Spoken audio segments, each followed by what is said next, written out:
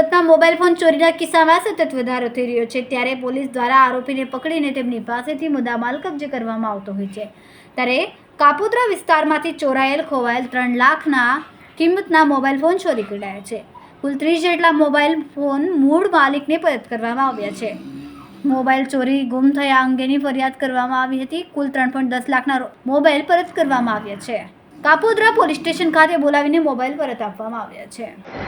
આજરોજ ઝોન 1 વિસ્તારના Kapodra police station ખાતે મહેરબાન પોલીસ કમિશનર શ્રી સુરત શહેર અનુપમસિંહ ગેહલોત સાહેબ, સેક્ટર 1 શ્રી વાબાંગ જમીર સાહેબ તથા ડીસીપી ઝોન આલોક કુમાર સાહેબના સૂચના અને માર્ગદર્શન હેઠળ કાપોદ્રા પોલીસ સ્ટેશન વિસ્તારમાં છેલ્લા 6 મહિનામાં ગુમ થયેલા, પડી ગયેલા અને ચોરાયેલ કુલ 30 જેટલા મોબાઈલો 13 તુझको અર્પણ કાર્યક્રમ અંતર્ગત અલગ અલગ 30 વ્યક્તિઓને આજરોજ આપવામાં આવેલ છે અને કુલ રૂપિયા 3,10,000નો મુદ્દામાલ લોકોને 13 તુझको કાર્યક્રમ અંતર્ગત અર્પણ કરવામાં આવેલ છે।